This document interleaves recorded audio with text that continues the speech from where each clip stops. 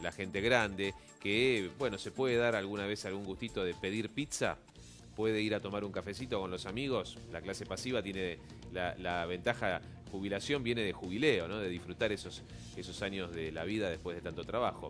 Nos acompaña, como siempre, generosamente, el doctor Cristian D'Alessandro, que, bueno, viene a pensar un poquito con nosotros también estos aumentos que impactan indirectamente, ¿no? ¿Qué opina, Doc? Recién veíamos este comparativo de los precios.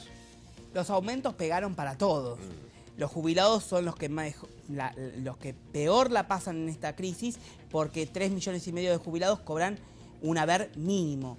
Y cuando hablamos de 3,5 millones que cobran de los jubilados un haber mínimo, estamos hablando que 7 de cada 10 jubilados, como siempre digo, son pobres. Por ende, la inflación le golpea mucho más al jubilado que al resto de los trabajadores y sobre todo al de la mínima.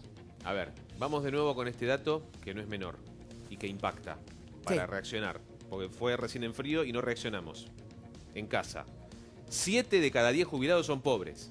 7 de cada 10 jubilados son pobres. O sea, de acuerdo al índice de la pobreza que se elabora, que brinda el INDEC, no llegan a ese nivel mínimo. Esto es medido por la Defensoría de la Tercera Edad a través de lo que es la canasta básica de los jubilados, que para el mes de abril, imagínate que todavía no había estado toda esta estampida de precios que se dieron en este mes y medio.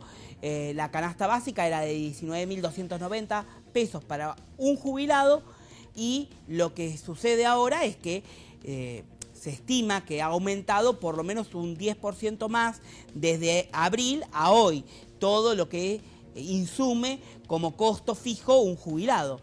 Por ende, imagínense que cuando hablamos de la canasta básica tenemos que tener en cuenta que el tercer lugar del ranking de lo que más consumen son los medicamentos. Y esos medicamentos, no lo digo yo, lo dicen los especialistas que han medido esta canasta básica de alimentos, de medicamentos, trepó por lo menos un 129% promedio en el valor del total de los medicamentos que aumentaron. Y en el jubilado, en muchos de ellos, aumentaron más de un 200%. Por ende, que en 2 años el medicamento aumentó promedio un 129%. Pero algunos medicamentos, sobre todo los que el jubilado insume y que a lo mejor no está dentro de lo que es el descuento, como por ejemplo la aspirineta de bebé. La aspirineta, se desactivó el celular. No hay problema. Ahí está, perdón. La aspirineta de bebé, esa aspirineta aumentó promedio más de un 200%. Por ende, es grave la situación que están pasando los adultos mayores. Vamos a un cuadro comparativo para ir analizando lo que es la suba de precios, cómo impacta la suba de precios en los medicamentos, específicamente para los jubilados. Los que están ahí, los jubilados que nos están viendo, que sabemos que son muy fieles a nuestro programa, saben a la perfección de qué les estamos hablando. Se hizo un relevamiento de 120 drogas de consumo masivo. Sí. En 2 años, como recién veíamos en 2 años el incremento de diferentes productos en los medicamentos fue del 284%. Hubo un incremento de 130% en estas 120 drogas de consumo masivo. Es muy interesante lo que están poniendo en placas, y hay que advertir que esto no lo dice Canal 26, no lo dice Cristian D'Alessandro, lo dice la Universidad Nacional, creo que de Quilmes, si mal no recuerdo, el relevamiento que hizo, que midió en 2 años y medio, un incremento de un 130% en el valor del total de los medicamentos, que, como les dije, hay medicamentos que aumentaron muy por encima de los 130%, y que muchos medicamentos o muchos productos que a lo mejor no son considerados medicamentos, pero que el jubilado insume, como para la higiene bucal.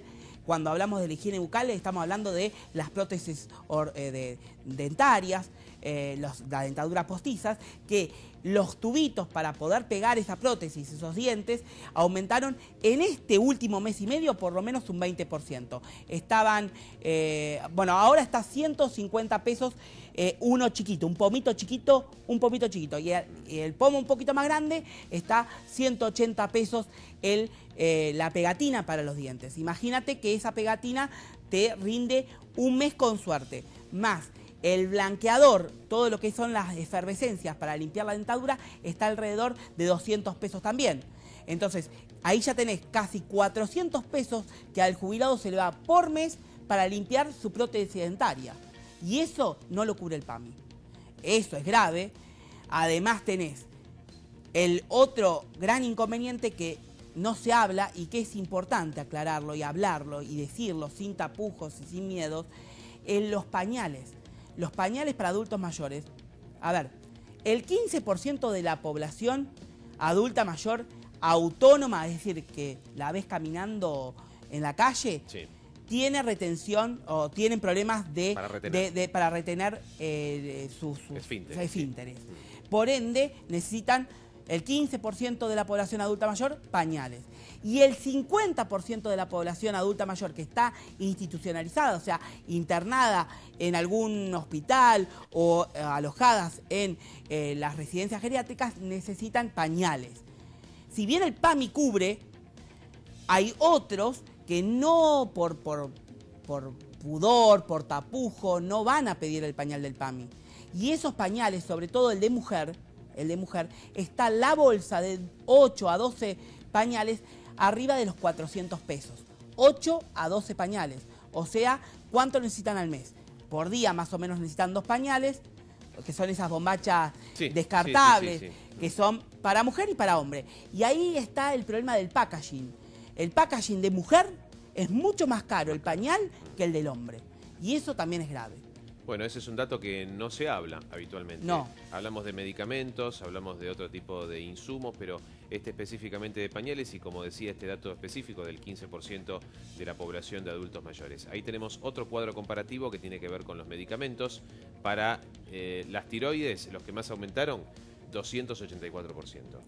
Broncodilatadores 225%, ansiolíticos 218%, antiinflamatorios respiratorios un 176% y analgésicos un 168%. Una de las cosas que no se habla también y que el adulto mayor utiliza mucho es el omeprazol, o sea, el protector gástrico, claro, o estomacal, que justamente lo que viene es a prevenir toda la ingesta de medicamentos que el adulto mayor utiliza o el jubilado utiliza. Imagínate vos que lo que se intenta es que el adulto mayor insuma la menor cantidad de medicamentos y que para eso es importante que no pululee por médicos diversos. Lo lógico es que tenga un médico de cabecera, en especial, y esto es una política pública, un geriatra. Un geriatra es el médico que se dedica a la atención de los adultos mayores. Así como está el pediatra, bueno, el geriatra sería el médico indicado, ¿para qué? Para unificar todos los medicamentos y tratar de que no se le contradigan las dosis, no se le superpongan dosis que esté tomando. A lo mejor un medicamento tiene, no sé, una droga, el otro tiene la misma droga, entonces están sumando 2. Entonces, lo ideal es que no consuma tantos, pero si tiene que consumir, ese omeprazol permite una mejor ingesta de los medicamentos. Bueno, ese omeprazol aumentó también un 200% promedio, claro, en lo que va en 2 años. Seguro. En otros países, no sé si hablar de países desarrollados, porque por supuesto que hay muchas diferencias en todo ámbito, pero digo, en países de la región, el sistema de medicamentos, como recién mencionaba el doctor D'Alessandro, acá, por ejemplo, hay muchos de los elementos básicos que no están contemplados dentro de PAMI. ¿Cómo sucede en otros países? ¿Cómo es el sistema del Estado si les brinda los remedios necesarios a los jubilados? Bueno, la realidad es que nosotros tenemos una obra social del PAMI que, pese a que la quieren arruinar, la quieren sistemáticamente la quieren meter la mano en el bolsillo, una de las mejores obras sociales dedicadas a la atención de los adultos mayores en Latinoamérica y yo te diría del mundo. Es una de las que mejor responde dentro de la crisis que vive o que la quieren hacer imponer al PAMI. Tenemos una atención que es digna de respeto con lo que es Latinoamérica. Lógicamente, uno no se queda en palabras bonitas y en elogios. El jubilado necesita más. La atención del PAMI es servicios sociales por un lado y servicios de salud por el otro. Y entre esos, los medicamentos. Lo real es que A ver, el plan de ajustes en el PAMI empezó ya hace 2 años y medio, cuando empezaron a restringir la cantidad de medicamentos de 10 a 5 y luego a 4 medicamentos. Es decir, lo que antes tenían gratis, ahora lo tienen que pagar entre un 50 y un 80%. O sea, a ver, mejor dicho, no tiene que pagar el 50 o 80%, tiene que pagar entre un 50 y un 20%. Tienen cobertura del 50 o el 80%. Lo cierto está en que los medicamentos, como la salud, la cobertura social, en la Argentina, dentro de lo malo, es uno de los modelos mejores que tenemos en Latinoamérica. Y eso es importante destacar.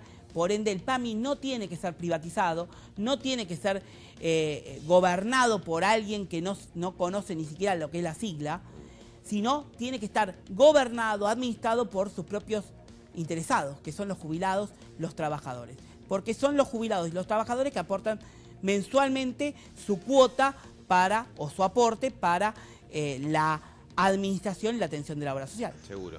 Y el sistema de lo que es el reparto de los medicamentos, vamos a repasar, porque en algún momento PAMI brindaba los remedios, después con un porcentaje. En la actualidad, ¿cómo es el reparto de estos medicamentos esenciales y básicos? Tenés la cobertura del 100% para medicamentos oncológicos, de HIV, de lo que es tiras reactivas para diabetes. Eso tiene una cobertura del 100%, o sea que el jubilado no paga nada. Ajá. Pero eso es por ley. A ver, ningún trabajador que tenga HIV, que tenga problemas oncológicos o enfermedades oncológicas debiera pagar ese medicamento, porque por ley se lo tienen que dar gratuitamente. 2, tenés una cobertura de 50% para los ambulatorios, remedios ambulatorios, y una cobertura del 80% para los remedios crónicos. Es decir, que el jubilado paga un 50% y un 20% de acuerdo a la patología que tenga.